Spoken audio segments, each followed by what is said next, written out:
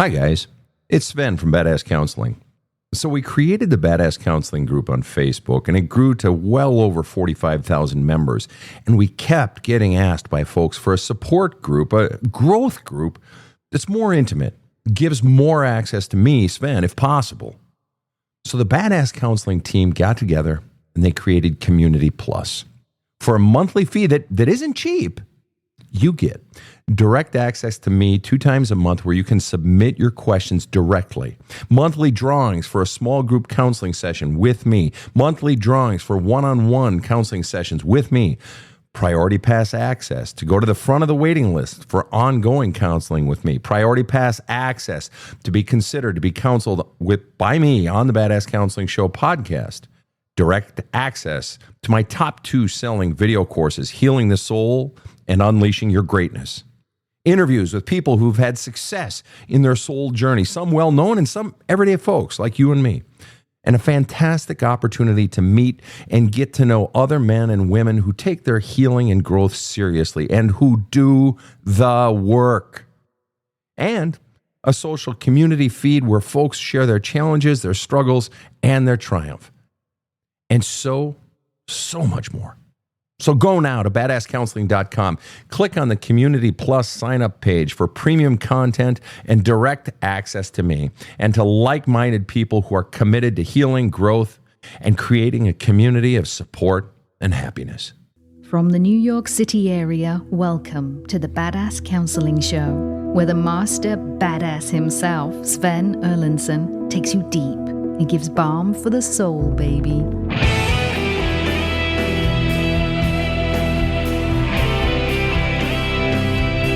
Hello. Welcome to the Badass Counseling Show. You have reached a live counseling session taping of our fine show, whether you are tuning in from down under or up above, whatever that means. It's great to have you here. I'm joined live in studio by KC over in the booth and Rob the Rocket next to me. Rob, are you down under or are you on top today? I think you got the heaven hotline going here, Sven. I don't even know what that means either. Up above. All right, up above. I like that. Rob, we have an interesting guest today. Tell us about Heike. Happy to, Sven. Heike wrote in and said, never satisfied. Ever since I started having romantic relationships, I have always struggled with feeling satisfied and content in them. Over the years, I have improved my communication and expressing my needs to partners, but find that no matter how much my needs are met, I am still not satisfied. This has led me in the past to cheating and being unfaithful, for which I am sad to report I have had no remorse. It is like my brain justifies this due to the feeling of being unsatisfied. I have questioned whether this was due to being with the so-called wrong person or more something within me. I continue to come up empty in answers and understanding on how to improve this, along with similar feelings of not being satisfied with myself at all times throughout life. I've always had the feeling that I was meant to be doing something different or more, but don't know how to achieve what some of those differences may be. This has left me feeling unfulfilled and depressed at times, making daily life difficult. I try to practice gratitude and focus on the good and positives, but find this feeling is always lingering, ultimately leaving me on autopilot throughout life and more surviving than thriving. I am hoping your guidance can help me gain some insight into these struggles. Heike, welcome to the show. Hi, thank you so much for having me. It's nice to meet you. Pleasure is completely ours. Let's go ahead and get after it. You had said in the opening of what you wrote, over the years, I have improved my communication in expressing my needs to partners, which implies that previously you had difficulty expressing your needs to partners. And if you were to articulate for me in one sentence or less why it used to be so much harder, and you say you've improved, which implies you're still not fully there. It's not fully easy for you, but you have improved, which is great. God bless you. Why was it so hard? And tangentially, why is it still hard? But especially, why was it so hard in one sentence or less? Yeah, I think it was difficult because I assumed people thought how I thought. So I just assumed people who knew me and would know what I would need. Right, but that wouldn't necessarily. So if your need wasn't being met then, if it was just, okay, was it that you were slow in realizing that this person doesn't know what I need? Or was it when it came to realizing I need to tell this person what I need or want, I'm tentative or I'm fearful? I think a little bit of both. Okay. I think there was definitely fear for them not thinking it was valid or necessary, or reasonable. And then also, I think it was also the kind of the slow uptake as to like, oh, me acknowledging and realizing throughout the relationship that those needs weren't being met and that they didn't know what they were. All right. So that's back then. And yet now where you realize, oh shit, I gotta teach someone how to treat me.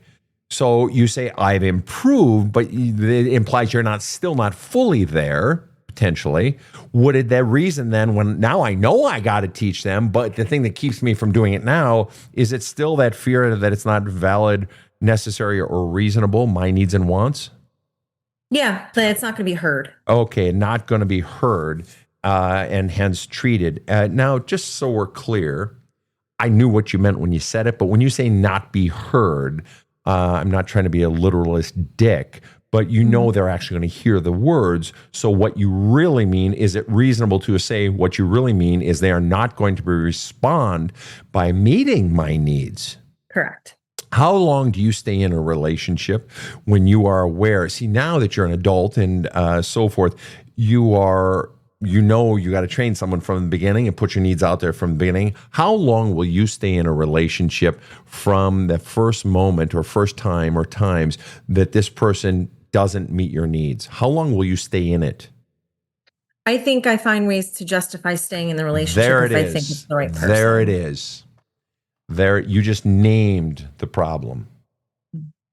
The problem is that I am allowing, and this isn't blame the victim shit, all right? Yeah. Because once we heal the victim, we still have to teach them new skills for what to do next, how to set appropriate boundaries in the future. All right, so in this case, I make excuses for, okay, like, gosh, he was just having a bad day, or gosh, I'm sure they didn't mean it, or all those types of things. Accurate or inaccurate? Yes? Okay. Yeah. Okay. Yeah. So then let me ask you this. What's the fear driving the behavior? Your behavior? What's the fear that caused me to make excuses rather than saying, hey, whoa there, tiger.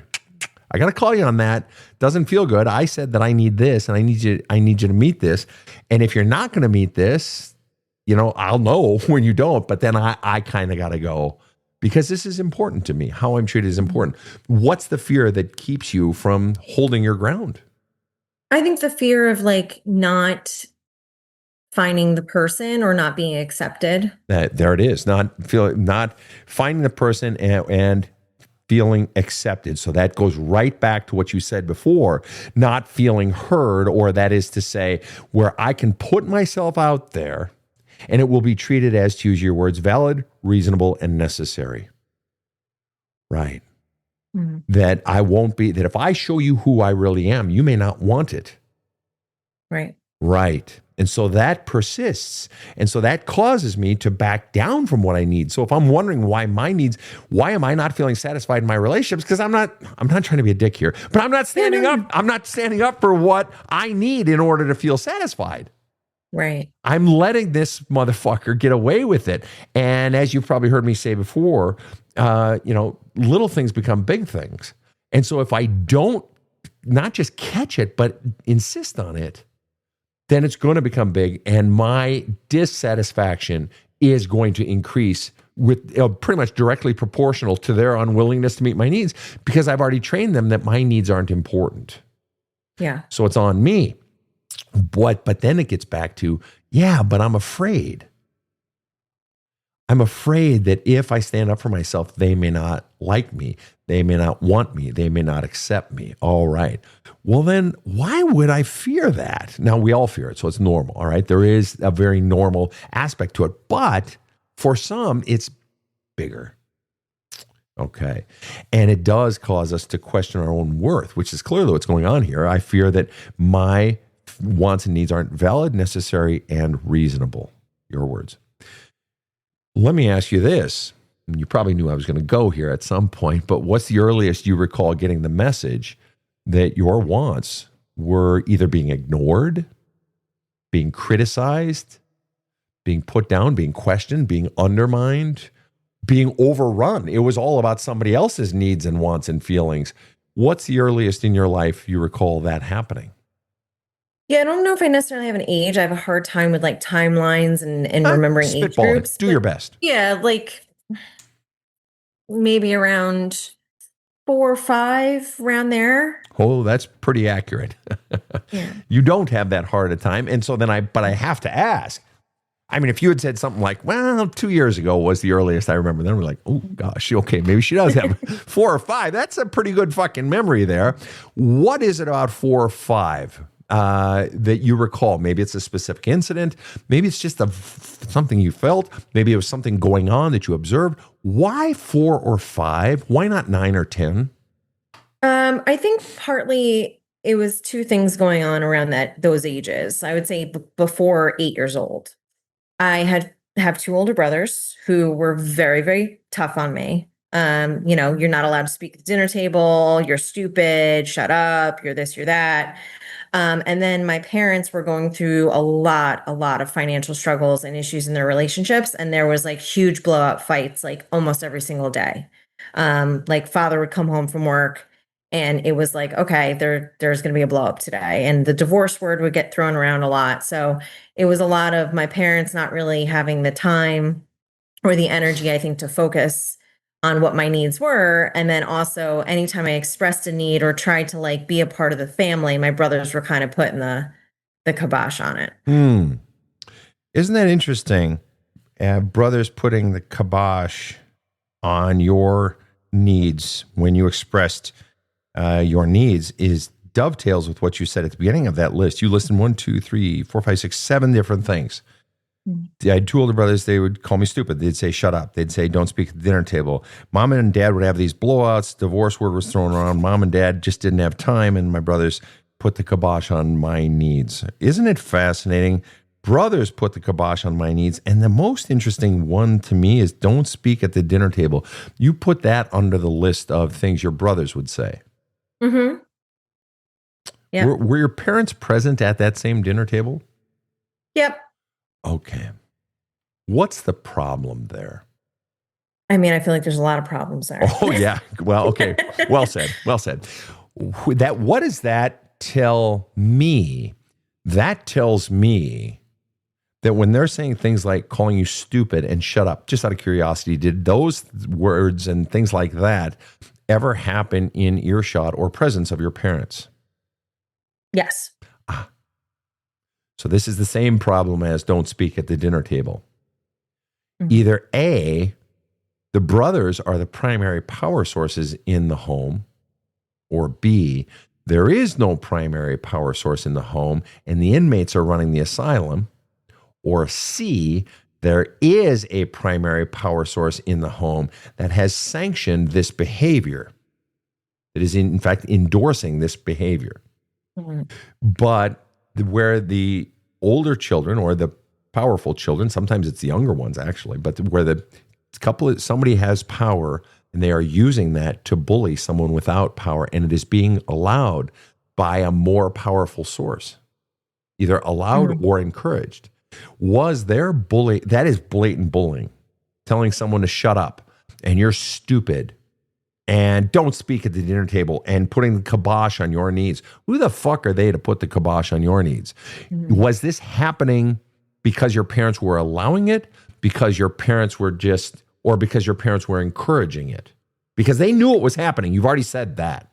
Yeah, I don't know if they were encouraging it. My mom was extremely supportive. I think they just no, she wasn't. Wait. No, she wasn't. She wasn't extremely supportive. I'm sorry to burst your bubble. If your daughter, if your child, if somebody is being attacked verbally by other people in front of you, and the person being attacked is a child, that's not support. They would try to reprimand. No. What does did. that say? What does that say? Well, how much older than you were your brothers? Are your brothers? How many years? 4 and 5 years. 4 and 5 years. So when you were 4 or 5 years old, they're 8. They're 9 years old. They would try. What are your parents? 12? No. Mm-hmm. When a child is young, the parent has infinite power. Infinite. Any power the child has is being granted or allowed by infinite power source. I used to be a pastor, and I used to run our confirmation program at a very large church. And one of the things that I would do with all of our confirmation kids, our new ones in the sort of 3-year program, is I would bring them in by twos into my office, and we just talk for 30 minutes. Just get to know them. I'm your pastor, and, we're going to be together, blah, blah, blah. What's your name? What do you like to do? Blah, blah. And one of the questions I would always ask at the beginning is, tell me, give me 3 words to describe your mom. Give me 3 words to describe your dad. Tell me about your family, tell me about your siblings, get to know each other. And then towards the end, after we've gone into the conversation more and we're talking, then we can get a little bit more into church. What's your background or spirituality? What do you believe? And then I'd ask them, give me 3 words that you would use to describe God. I'm a pastor, and so that's a normal word. And, occasionally you get the real tough guy who'd say, I don't believe in God. Fuck you, old man. Whatever. Not the point.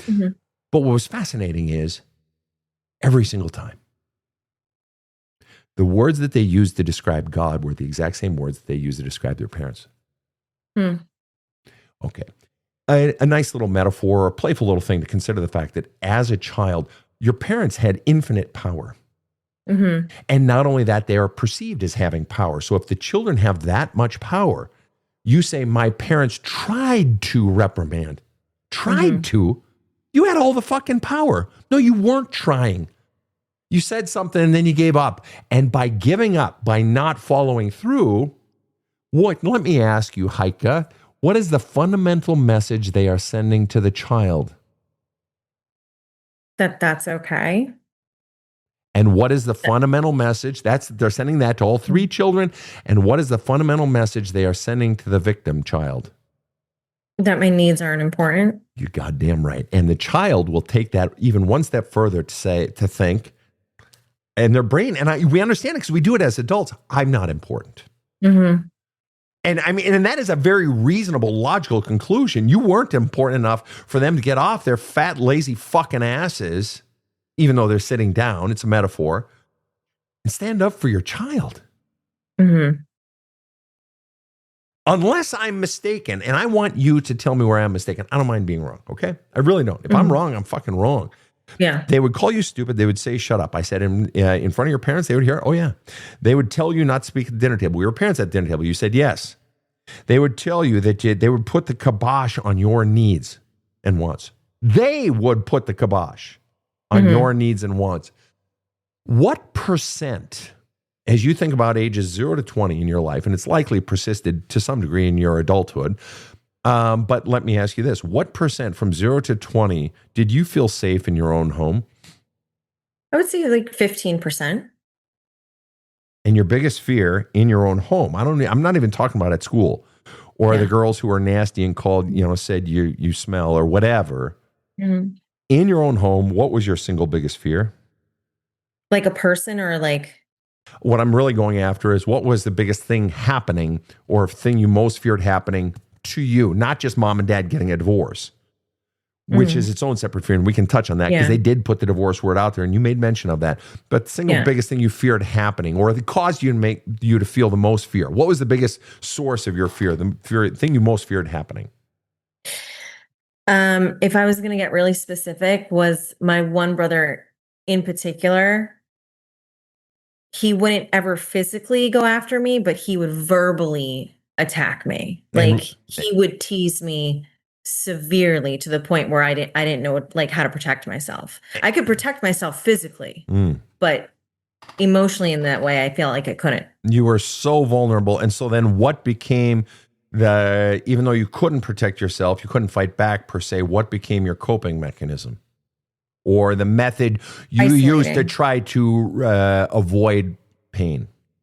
I would isolate and shut down. Isolate and shut down. And by isolate and shut down, you mean what? Lock myself in my room. Okay. Not talk. Be quiet at the dinner table. Not engage. Not talk, not engage. Isolate myself in the room.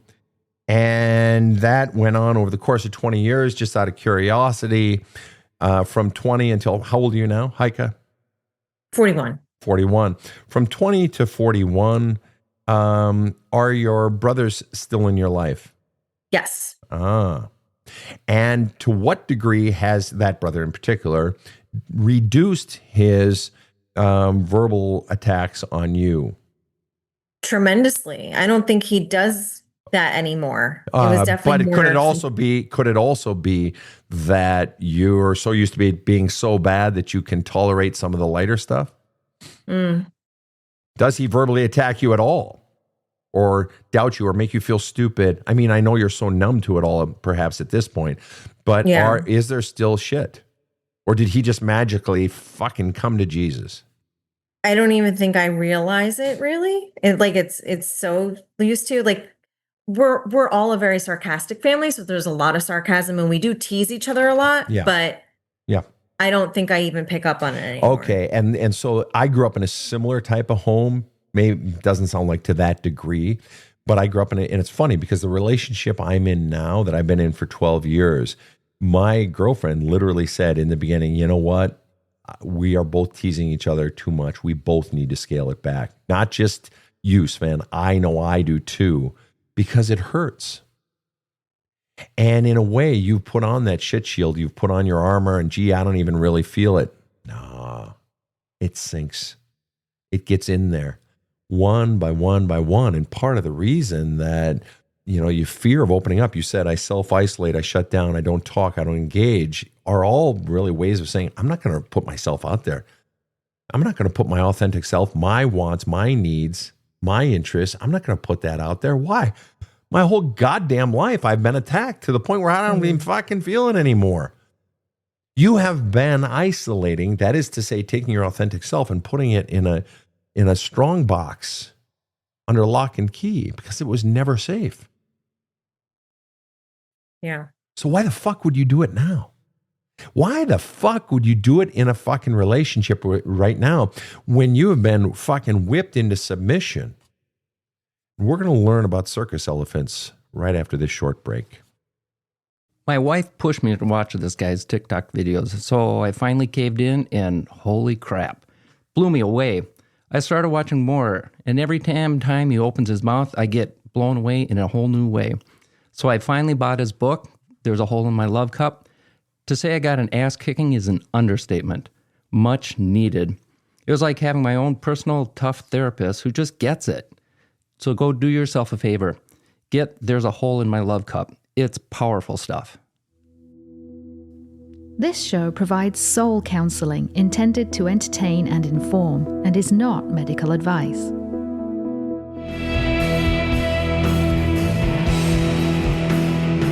Now, back to the badass.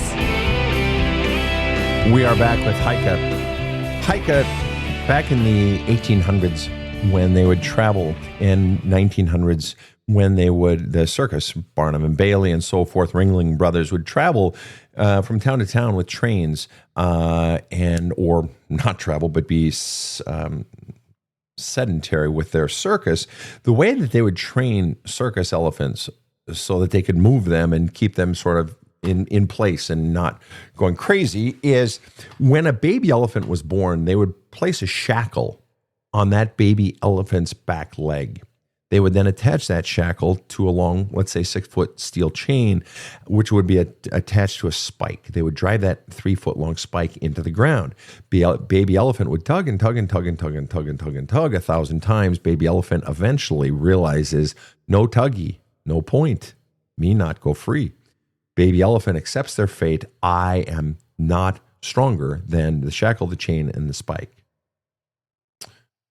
Well, when baby elephant becomes medium elephant, becomes adult elephant, when they get off the train and so forth, same shackle, same chain, same spike, drive it into the ground. Hell, they could drive a 1-foot spike into the ground.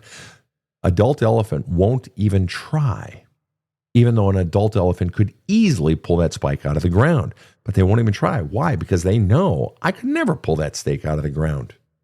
They've had it so ingrained, so patternized that they can't. You had it, the pattern was so ingrained in you that it is not safe. In fact, the two people whose number one job in life is to protect you, Did not. Period. And what's fascinating is that you've then had this belief that my voice doesn't matter. In your case, it's not a chain and a spike. In your case, is my voice doesn't matter, and it's not safe to put it out there. It's just not fucking safe. And so when you say, I've feared my voice, my wants, my needs not being valid, necessary, or reasonable, precisely. That's the message you've gotten your entire life. Shut the fuck up. Shut up, Heike. Nobody gives a shit. Just shut the fuck up. You're stupid.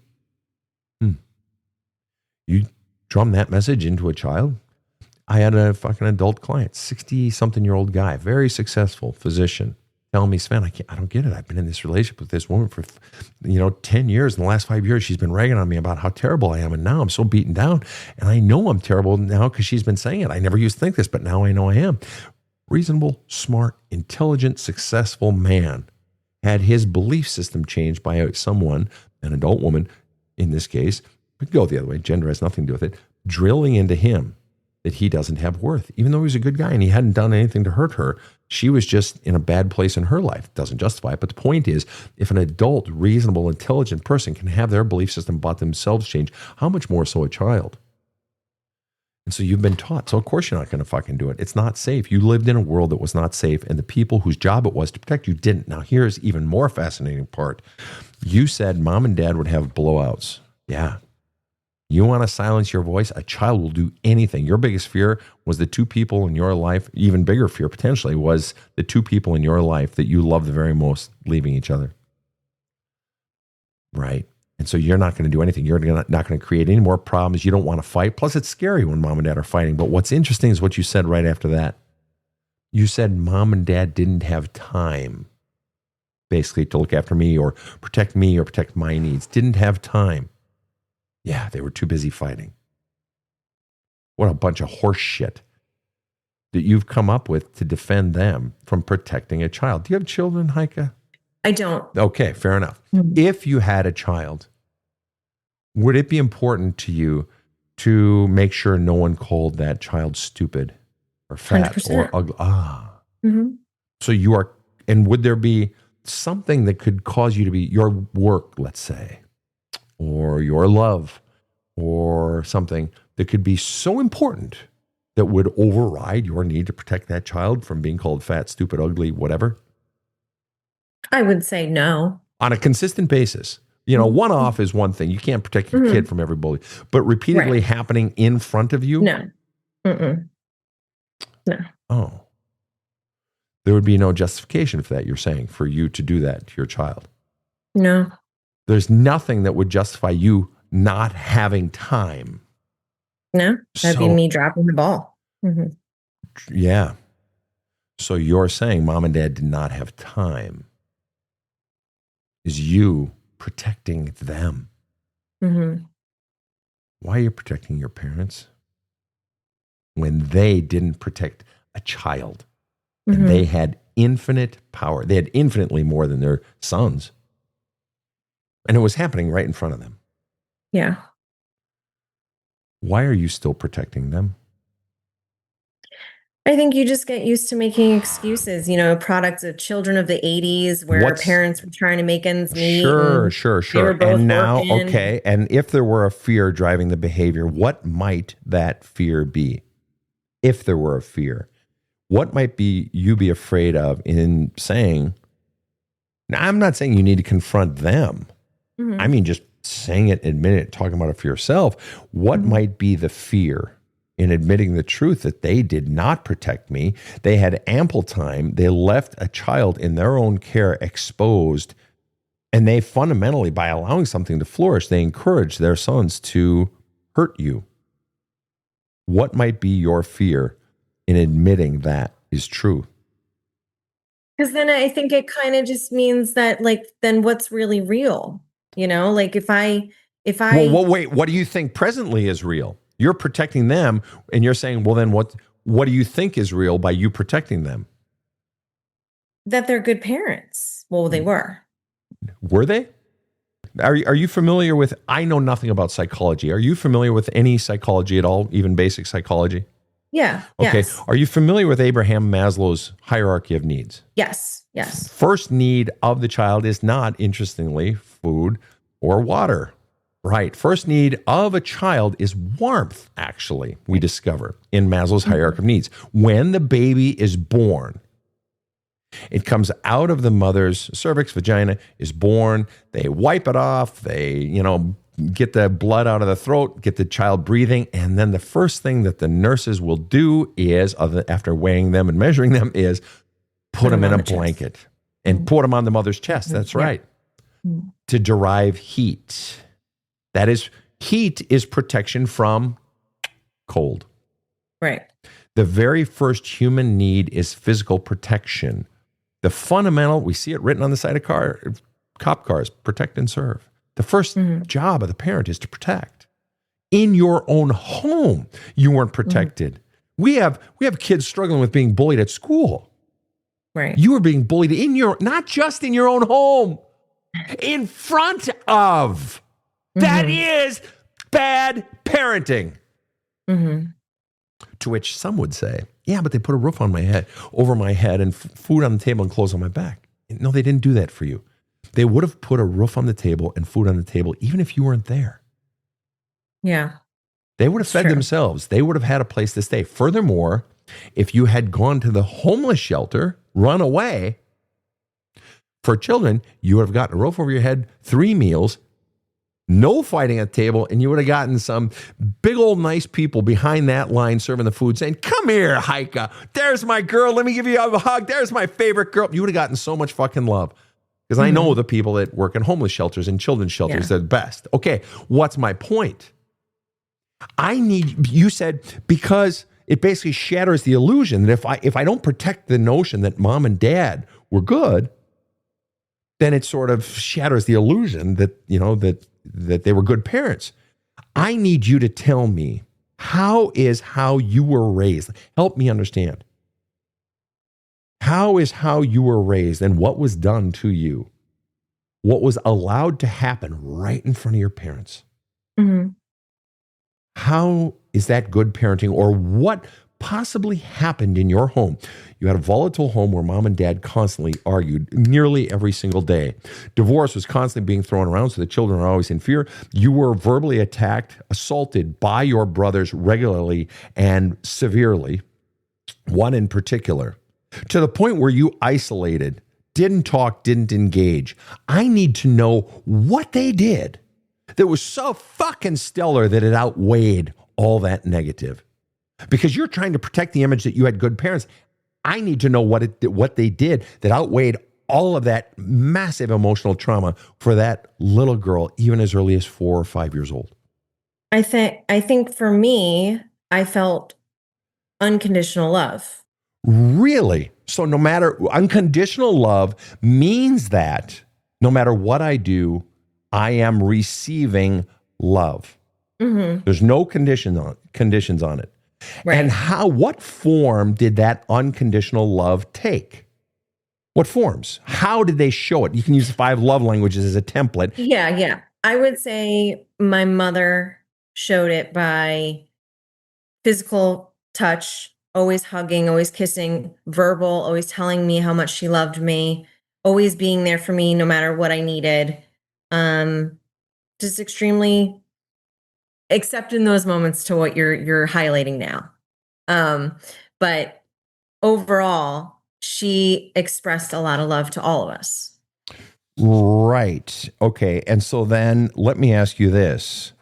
In light of mom was always hugging me, she was verbally saying nice things, and she was always, quote unquote, there for me. Let's put that under the good column of mom. And you always revert to mom, and we haven't talked about dad, but let's stick with mom.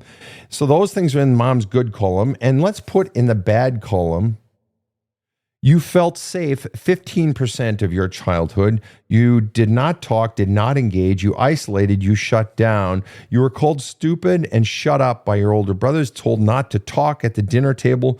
Plus, You were told that your wants and needs weren't important by your brothers. That was allowed by your parents, by your mom. Mom and dad would have fights, causing you, no doubt, as any child would, to feel unsafe and unheard in her own home. They would throw around the divorce word. And you got the message they just didn't have time for you. So we're going to put those in the bad column.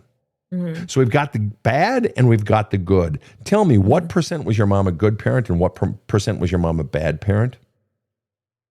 I guess 30-70. Which is the 30? Good.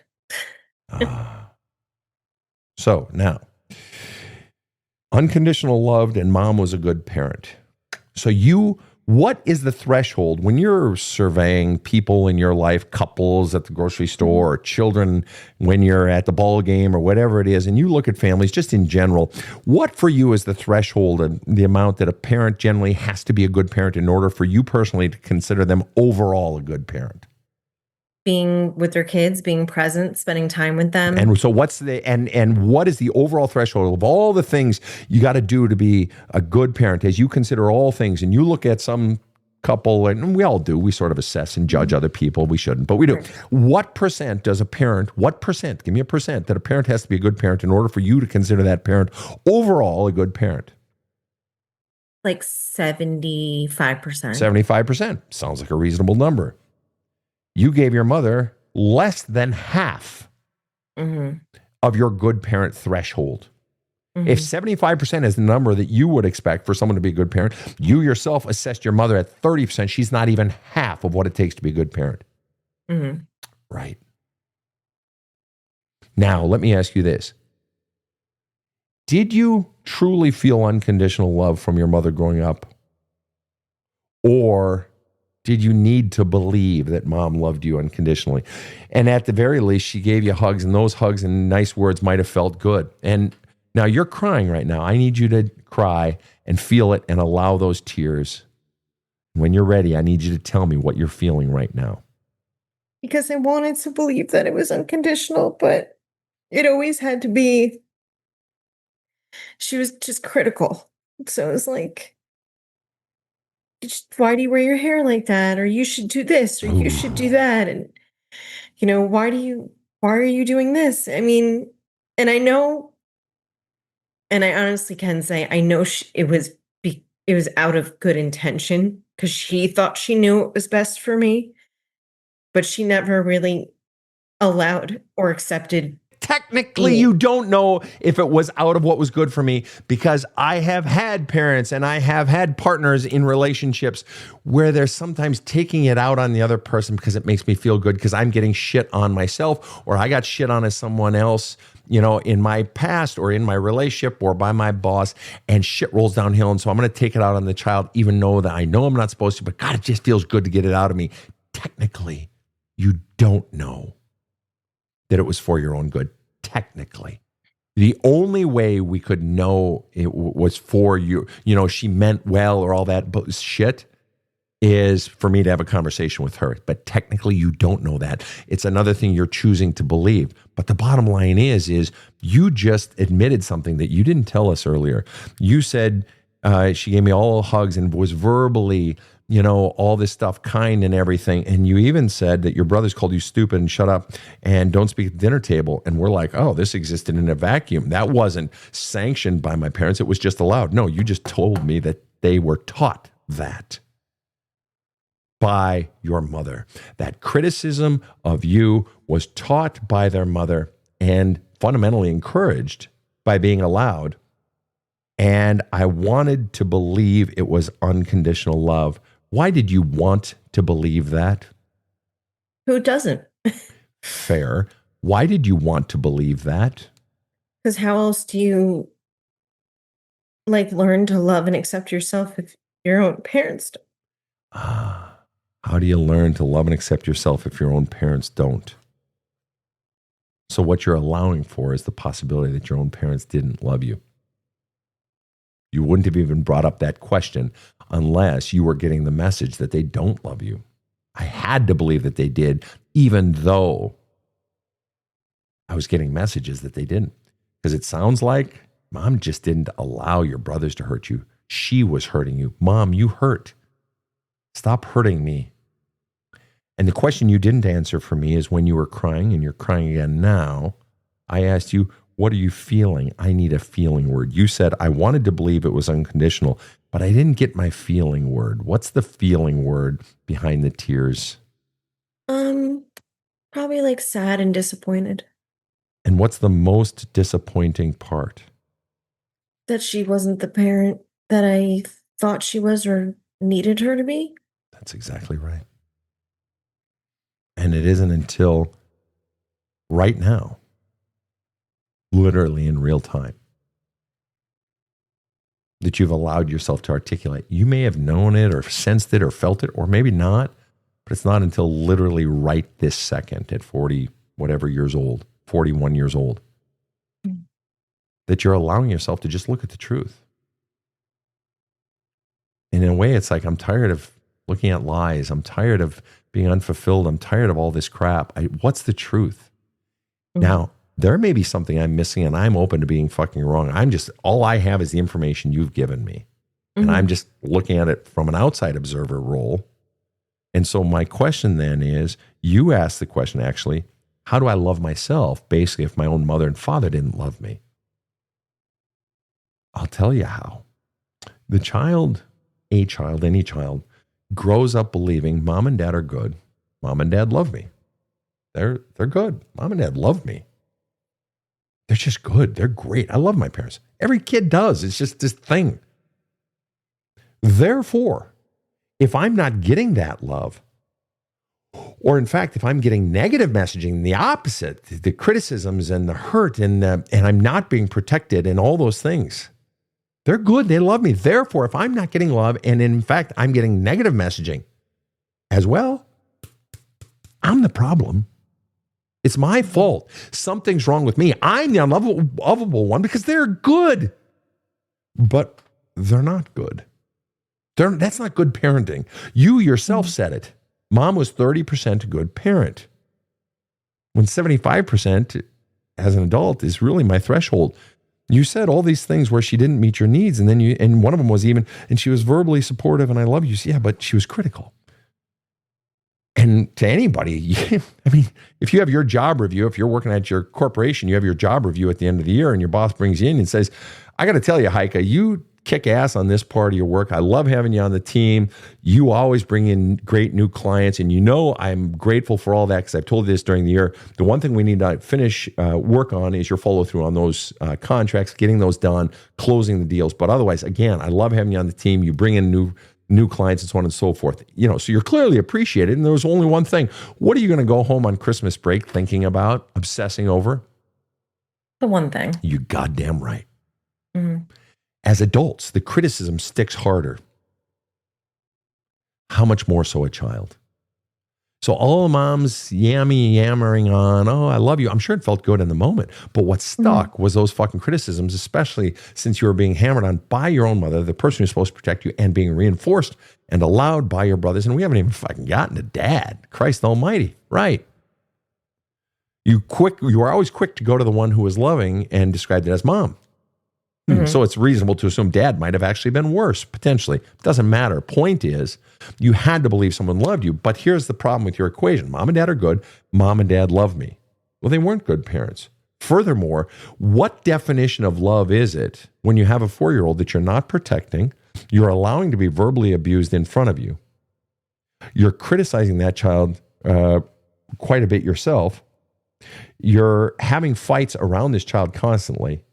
This child is living in fear. They're self-isolating. They're not talking. They're not engaging. For any normal parent nowadays, really, any parent seeing a child disengaging and going and hiding, how many more red flags do you need? Right.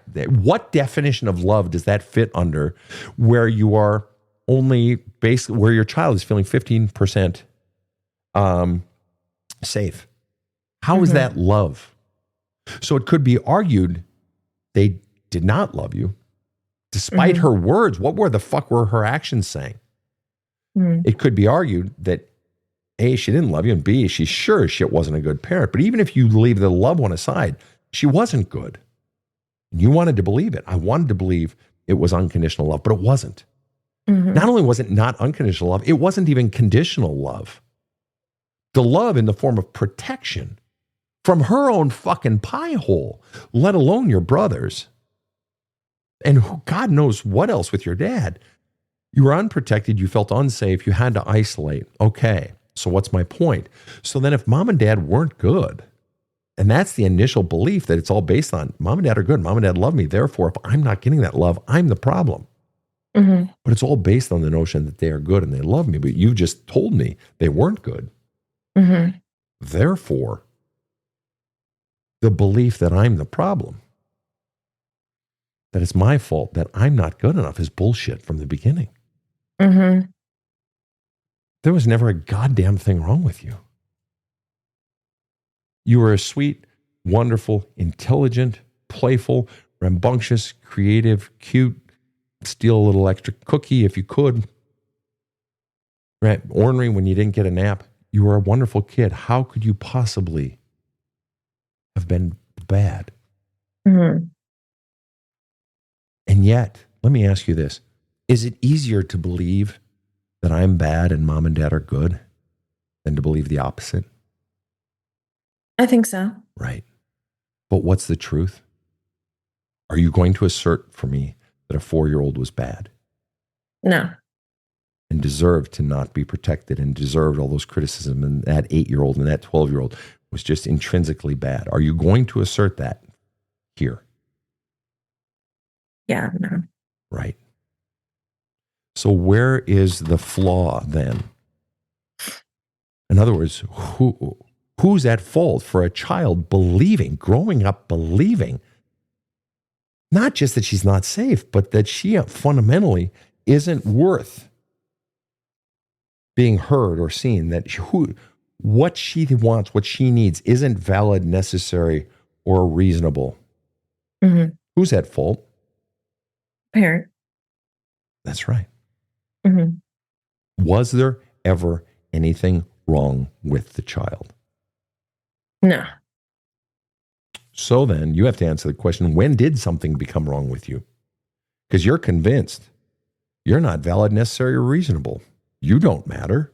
So when did it happen? When did this magical event happen where all of a sudden you become unnecessary and invalid and unreasonable and just bad? Because you're acting as if that's true. Right. But it's not. Never was. Yeah, but what the fuck does this have to do with me and relationships, Sven? You talked about, I'm not content in them. I'm not satisfied in relationships. I'm never satisfied, and that's why I cheated. And also, I've not been satisfied in myself, and also even in what I meant to be doing with my life, more and different. The one thing you don't do in your write-up that you sent to us is tell us actually what you want. To be satisfied in your relationships, what you want in order to be satisfied with yourself, and what you want in order to be satisfied in your career. You never say. You just say, I'm not satisfied. To which I say, yeah, no shit. You want to know why? Because if you put it out there, it's possible you don't even know who the fuck you are or what the fuck you really want. That's possible. But what is true, whether you do or don't know, is if you put it out there, even a little bit, what does your history teach us? What's going to happen? That's going to be criticized. You're going to get fucking hammered. And I don't mean the good kind where it's, it's a Friday night and you're going shit-faced. Definitely not a good one. No, I'm teasing about that. No, you're going to get killed. To the point where as a little girl, you didn't talk, you didn't engage, you isolated, you shut down, you went into your room. That's how bad it was. You're an elephant. And it learned helplessness. Learned helplessness, that's right. And hopelessness and learned lack of protection. Taught to be afraid to put yourself out there. And the bottom line is, until you drill down to the root of the problem and address the root of the problem, you're trying to fix it in your relationships is only a half fix. The real root of the problem is your mother and your father taught you this. They taught a little child. And the truth is, if we're being really honest, it didn't start at 4 or 5. That's just your earliest memory of it. If they're doing it at 4 or 5, unless they had some fucking road to Damascus experience, they fucking had been doing it the whole way along. You had been unprotected the whole time. So what that means is your parents taught a little girl that her voice doesn't matter.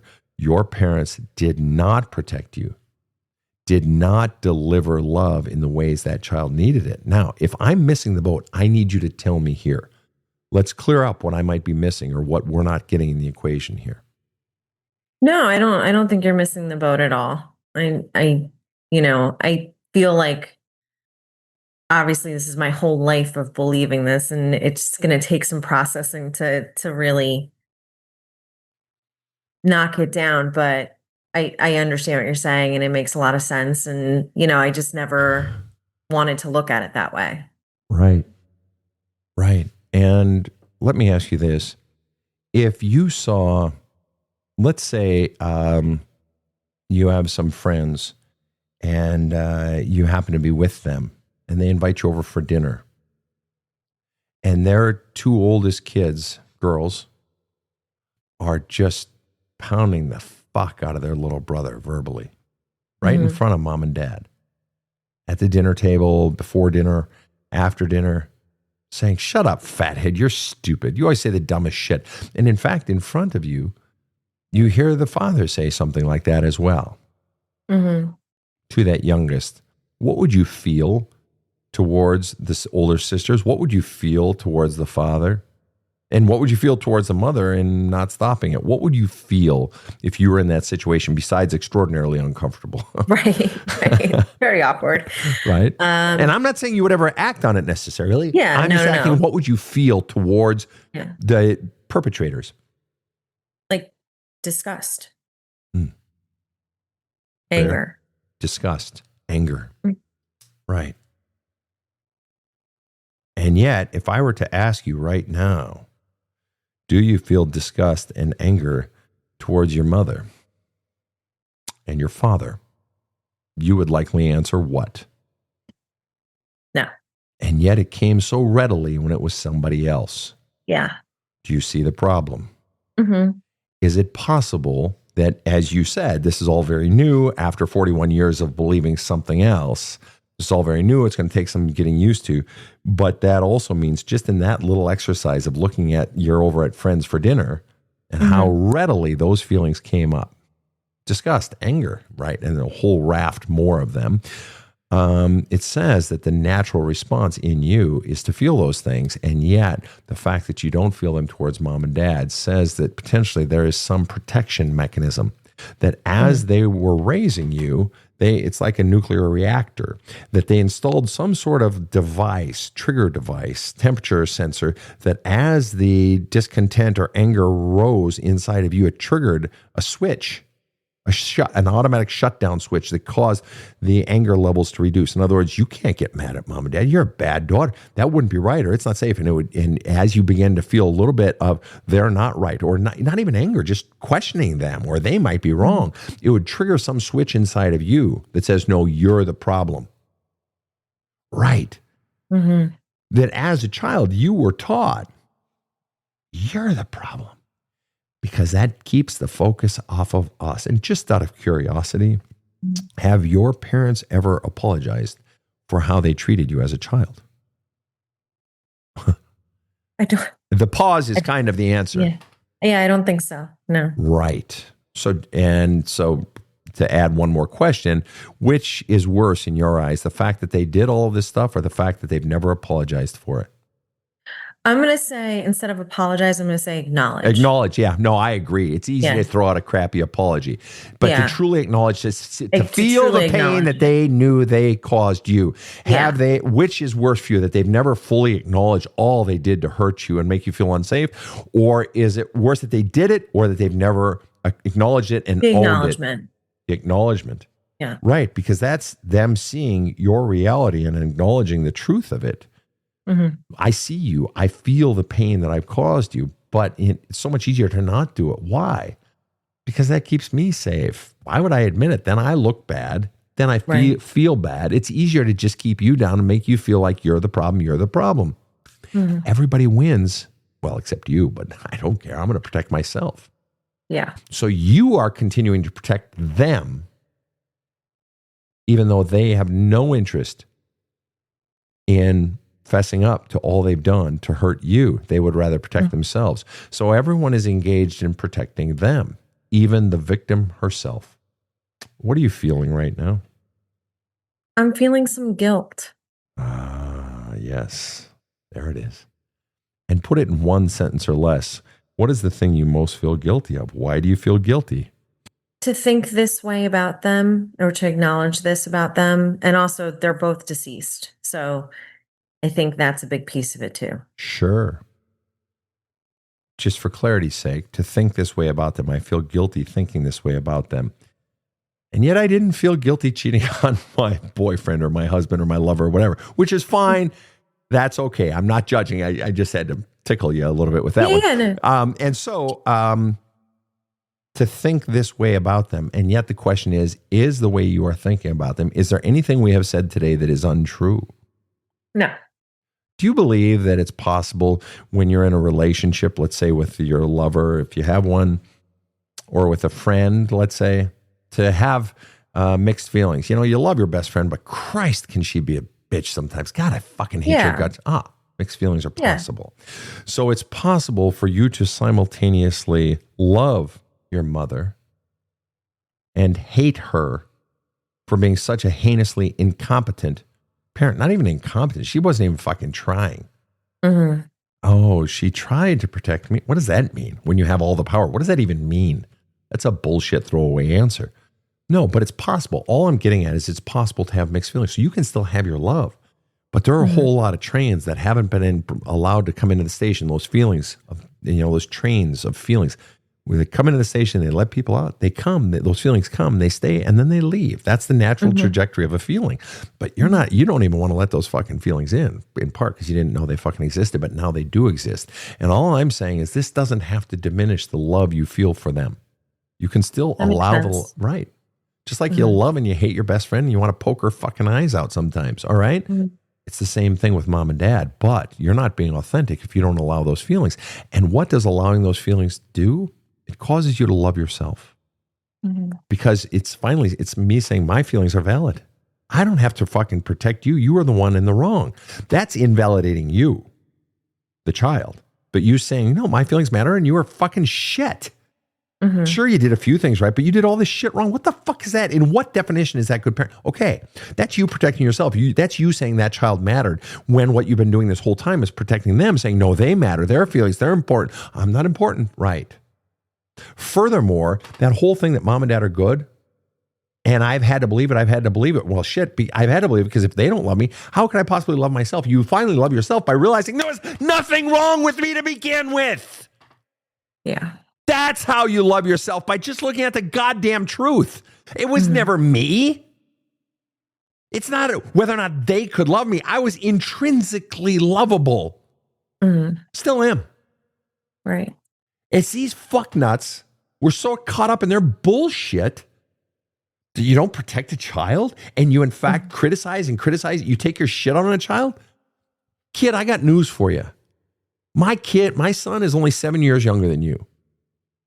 Okay, I've got siblings 11 years older than me. So technically you could be my son's sibling. Okay? You were not raised in the 1930s. You were not raised in the 1950s. We are not, this isn't the 1870s. Wasn't like some bygone fucking era where, fucking what's parenting? I'll just fucking hit you a lot. That's parent. No. You were raised in the late 80s. Right. There's fucking Oprah was on TV, there are plenty of parenting books. It was on the fucking magazine rack in the checkout counter, all this shit. This was common fucking knowledge. Right. And she could have done better and shut her fucking mouth and not criticized you. It's not a difficult fucking concept. And she chose not to. Yeah. And dad too. And we haven't even touched dad. And the bottom line is, until you are willing to look at the truth, which raises one final question. Until you're willing to look at the truth, you're going to continue to protect the parent at the expense of the child. You're going to continue to say to that 4 or 5 year old yourself, No, you're the unlovable one. They're good. You're bad. Let me ask you one final question. What % of the truth do you want? All of it. 100%. Good. And stop lying to yourself. It's time for you to protect that child by looking at the truth of who mom and dad were, who your brothers were, who your brothers still are. You don't have to confront anybody in real life if you don't want to, but you do need to 100%, all of it. Look at the truth, acknowledge the truth, and stop lying to yourself. Because there was never anything wrong with that child. That child was beautiful. Just like if you had your neighbor girl, that little 7-year-old girl, if she were here right now, you'd be like, oh my God, sweetheart, you're so beautiful. Look at Joe's little cheeks. Oh my God. I want to gobble you up. You're so cute and you're so smart. And you wouldn't want anyone to hurt her. Right. That has to be your mentality to 4 or 5-year-old you, because you got conditioned a whole line of bullshit that was never fucking true. And you know it wasn't true. Yeah. Final questions for me. I don't think I have any, Sven. I really do appreciate you taking the time and breaking this down for me. It's really been insightful. So thank you. Thank you for being so honest. Yeah. This is probably one of, if not the hardest conversation in your life, to look at your parents for who they really are. And there's more of that to follow for you, but that's the courageous act. You brought the courage. I just asked the questions, kid. Thank you. Yeah, no, you're doing great. Dive into the book if you haven't started already. There's a Hole in My Love Cup, because it will take you down there. And now that we've been through this, you'll read that book whole way differently than if you hadn't gone through this. So thank you, Heike, for being on the show. You are a champ. Seriously, that was very courageous what you did today. I mean that. Thank you. Yeah, I appreciate it. You bet. Yeah. Rob, any final thoughts? You know, Sven, other than the tears, Heike sounded kind of matter of fact, and I understand that when you're in a conversation this difficult. But it made me wonder, which is more challenging when you don't feel lovable? Is it discovering and accepting the truth about the source of these feelings, or is it figuring out how to feel lovable once you know? No, and I'll give my quickie answer on that. The harder part is what she started tonight, and that is looking at and admitting the source, because then the feelings naturally come. Because once you have that sort of turning point, and she's begun it now, but once you have that turning point of it wasn't me. Yeah, I see that. Then your own feelings of, it's like, well, wait, there was never anything wrong with me. Now I'm justified. Now allowing yourself to feel the anger and feel the sadness that you feel for your little self and how robbed she was, and the rage. And why didn't you protect me? And God, you're such a disappointment. Or you betrayed me, Dad. Why didn't you stand up for me? You had all the power to shut my brothers down. Whatever it might be, those feelings can come much more naturally, but very often, not always. That's an excellent question, Rob. But not always, but very often the harder question is really, as Mom would say, naming the beast is half the problem. Just naming the origins. And you got to get to the other half. And that's right. Digging in and pulling it all out and chewing the meat that's on the bone.